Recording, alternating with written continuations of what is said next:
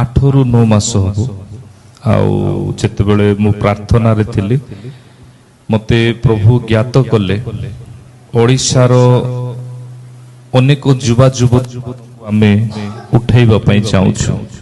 ଓଡ଼ିଶାରେ ଅନେକ ଯୁବା ମାନଙ୍କୁ ଆମେ ଗଠନ କରିବା ପାଇଁ ଚାହୁଁଛୁ।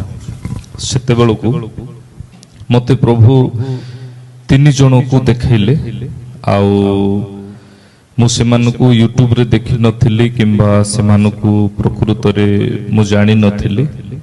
ୟୁଟ୍ୟୁବରେ ହଠାତ୍ ଭିଡିଓ ଆସିଲା ପରେ ଜଣକୁ ମୁଁ ଜାଣିପାରିଲି ଆଉ ସେ ଭାଇ ଜଣେ ରହୁଛନ୍ତି ସଲଭିନ୍, ତାଙ୍କ ଡିଟେଲ ମୁଁ ଜାଣିନି, ସଲଭିନ୍ କହିକି।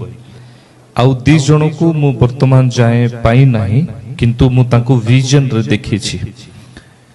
ମତେ ପ୍ରଭୁ ଜଣାଇଲେ ଏ 3 ଜଣକୁ ଆମେ ଓଡ଼ିଶାରେ ବ୍ୟବହାର କରିବା ପାଇଁ ଚାହୁଁଛୁ।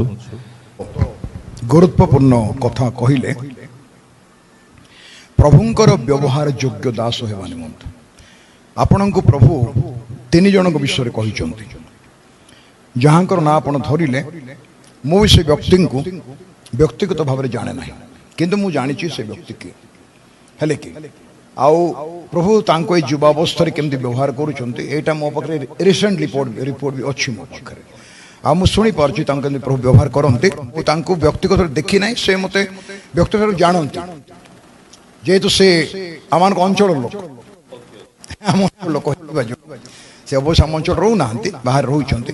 ଆଉ 2 ଜଣ ଯେଉଁମାନଙ୍କ କଥା ଆପଣ କହିଲେ ସେ ବିଷୟରେ ତ ପ୍ରଭୁ ହିଁ ଆପଣଙ୍କୁ ଜଣାଇବେ ସେ ବ୍ୟକ୍ତି କିଏ।